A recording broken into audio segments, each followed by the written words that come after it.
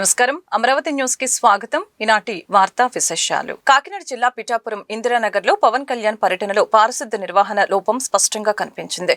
దీనిపై ఆగ్రహించిన పవన్ అధికారులపై తీవ్ర ఆగ్రహం వ్యక్తం చేశారు.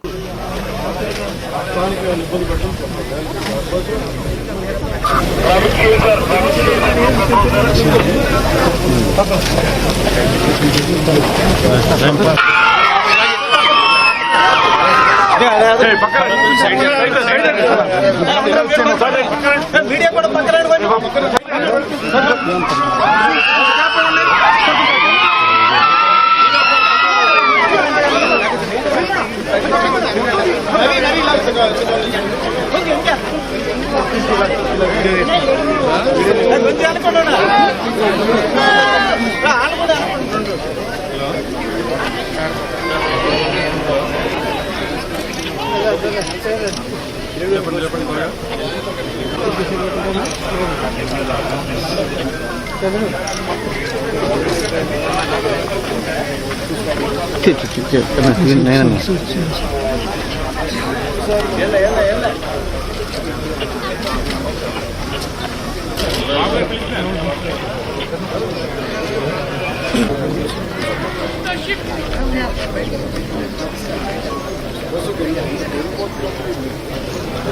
రేగుల Khyathi Gayathri international book of world రికార్డులో చోటు దక్కించుకోవడం సంతోషంగా ఉందని టైనీ టాట్ స్కూల్స్ డైరెక్టర్ అసంత తల్లి రేగుల దీప్తి తెలియజేశారు. ఈ సందర్భంగా గుంటూరు బృందావన్ గార్డెన్స్ కుందుల్ రోడ్లోని టైనీ టాట్స్ స్కూల్లో మీడియా సమావేశం నిర్వహించడం జరిగింది.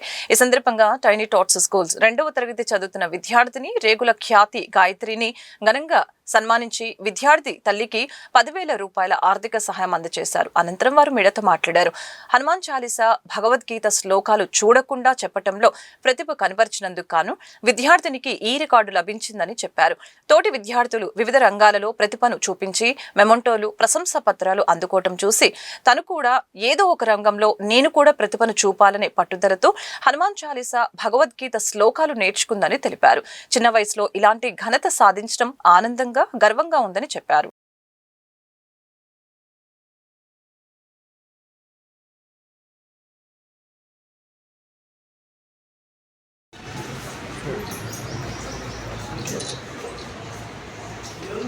one second madam, అట్లా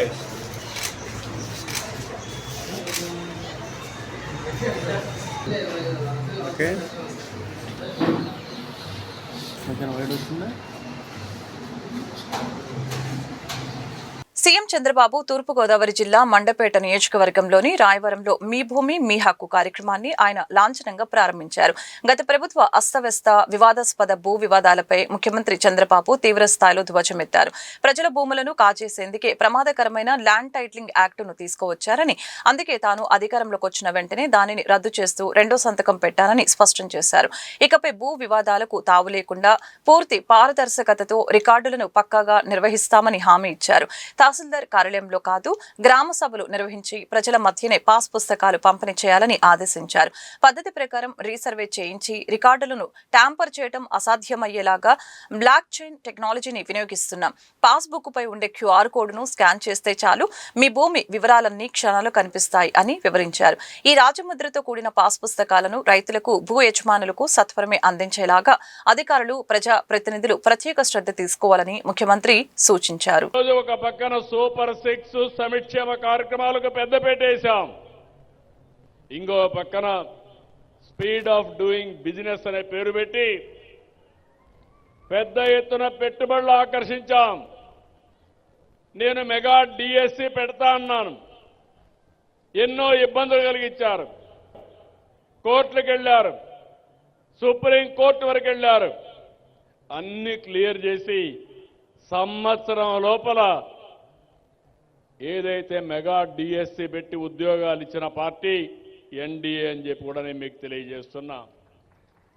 మొన్ననే 6,500 మంది పోలీస్ కానిస్టేబుల్ని రిక్రూట్ చేశాం.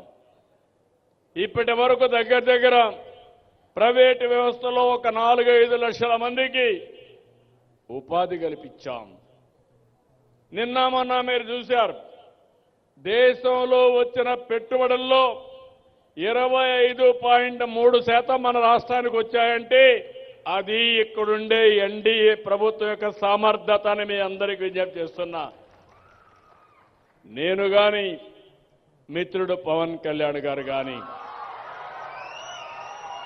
ఇంకో పక్క బీజేపీ అధినేత ప్రధానమంత్రి నరేంద్ర మోడీ గారు, ఈ మూడు కూడా మీరు చూస్తే ఇది డబల్ ఇంజన్ సర్కారే కాదు, ట్రిపుల్ ఇంజన్ బుల్లెట్ ట్రైన్. ఇది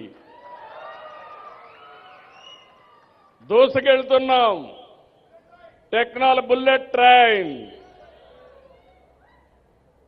ఈరోజు మీరు చూసే ఒక పని కాదు, ఒక పక్క అభివృద్ధి, ఒక పక్క సంక్షేమం. ఒకప్పుడు మీ రోడ్లు మీరు చూశారు, ఈరోజు మట్టి లేని పరిస్థితుంటే నేను ఒకటే చెప్పాను మా అధికారులకి, గుంతలుగానుంటే మీ పని భర్తం పడతానని చెప్పి ఎక్కడికక్కడ గుంతలు లేని రోడ్లు, పాట్ హోల్స్ లేని రోడ్లు, మీ ప్రయాణం ఎక్కడికి పోవాలన్నా సుజావుగా ఉండే విధంగా చేసే బాధ్యత నాదని మీ అందరికీ హామీ ఇస్తున్నా.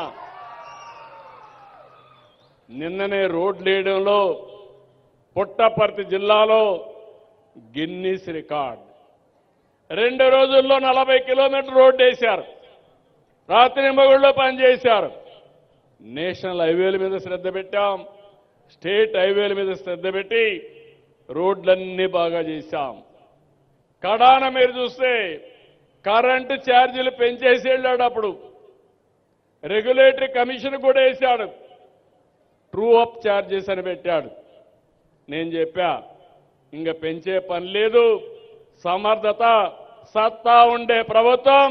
అవసరమైతే ఆ రోజు చెప్పాను కరెంటు ఛార్జీలు తగ్గిస్తాం కానీ పెంచనని చెప్పి ఒకే మాట చెప్పాను. అవునా కాదా అని మిమ్మల్ని అడుగుతున్నా.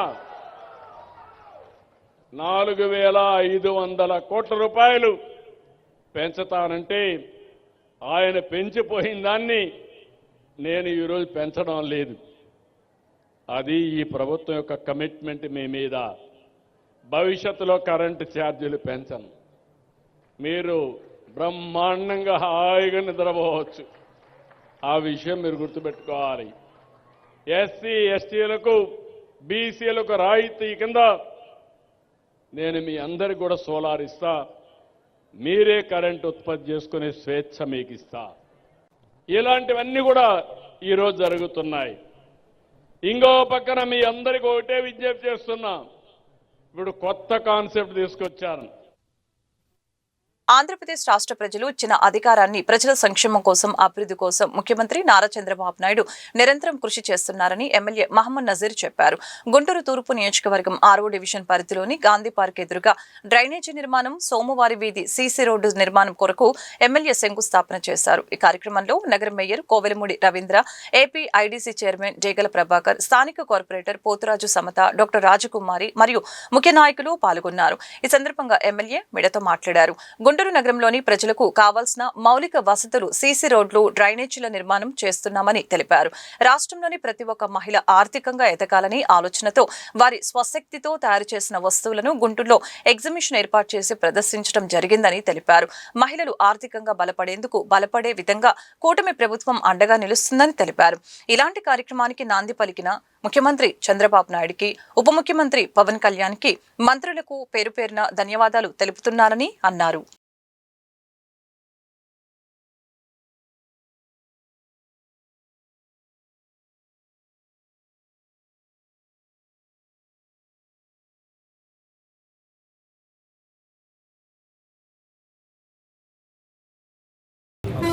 మన రాష్ట్రంలో కూటమి ప్రభుత్వం ఏర్పడిన తర్వాత ముఖ్యంగా ప్రజలు ఇచ్చినటువంటి అధికారాన్ని ప్రజా సంక్షేమంతో పాటు అభివృద్ధి కార్యక్రమాల వైపు చేస్తున్నటువంటి పరిస్థితి.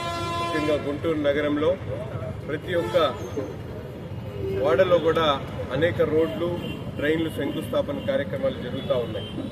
కేవలం అభివృద్ధి కార్యక్రమాలతో పాటు ముఖ్యంగా మహిళల ఆర్థిక స్వావలంబన కోసం ఈరోజు సహస్ర పేరుతో పెద్ద ఎత్తున ఏదైతే డ్వాక్రా మహిళలందరూ కూడా కష్టపడి సంపాదించుకునేటువంటి డబ్బుతో పాటు వారి ఎంపవర్మెంట్ కోసం ఒక వినూత్నమైనటువంటి కార్యక్రమం ద్వారా ఈరోజు గుంటూరు నగరంలో కాకుండా జిల్లా వ్యాప్తంగా, రాష్ట్ర వ్యాప్తంగా, భారతదేశంలో ఉన్నటువంటి డ్వాక్రా మహిళలు, సెల్ఫ్ హెల్ప్ గ్రూప్ సంబంధించినటువంటి మహిళలందరూ కూడా తమ ఉత్పత్తి చేసేటువంటి ఉత్పత్తులని మార్కెట్ చేసుకోవడానికి గుంటూరు నగరం ఒక వేదిక ఈరోజు కాబోతా ఉంది. నిన్న ముఖ్యమంత్రి గారి చేతుల మీదుగా 18వ తారీఖు వరకు ఈ సారస్ మేళా నిర్వహించడం జరుగుతూ ఉంది.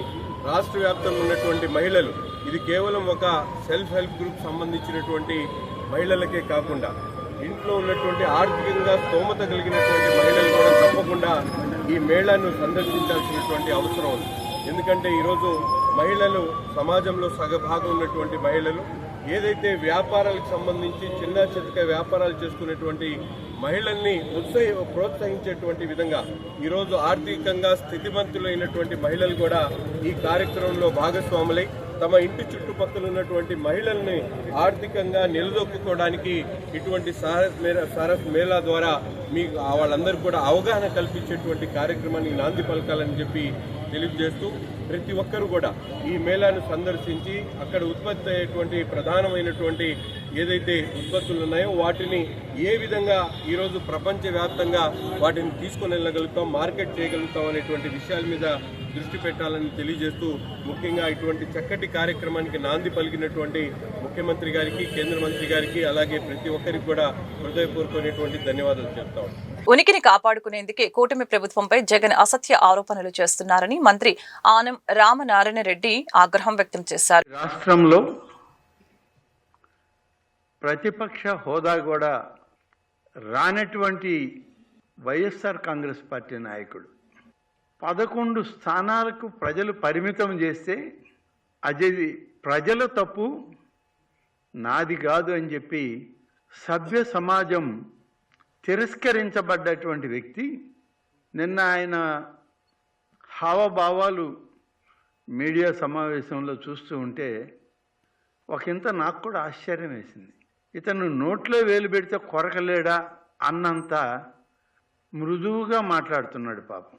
ఆ మృదుత్వం వెనుకున్న కర్కశత్వాన్ని ప్రజలు ఇంకా మర్చిపోలే, కానీ ఆయన మర్చిపోయాడు పాపం. ప్రతిపక్ష హోదా కావాలి, స్పీకర్ ఇవ్వలేదు, చంద్రబాబు నాయుడు ఇవ్వలేదు, ప్రజలను కూడా ఓట్లు వేయలేదా? మేమే వాళ్ళ ఓటు వాళ్ళు ప్రజలు వేసుకున్నారా, లేకుంటే చంద్రబాబు నాయుడు పోయి గుద్దాడా? నీ గుద్దుడు వ్యాపారం అందరికీ ఉంటుందని అనుకుంటే ఎట్లా? హోదా ఇస్తేనే అసెంబ్లీకి వస్తానంటాం, అసెంబ్లీకి రావద్దు, ప్రజలు కట్టే పన్నుల్లో నుంచి ఇచ్చే శాసనసభ జీతాలు తీసుకోవద్దు. చెప్పు మీ వాళ్ళందరికీ. ఎందుకు సంతకాలు పెట్టారు 6 మంది వచ్చి? శాలరీస్ కానీ ఇవన్నీ తీసుకున్నారు మీరు.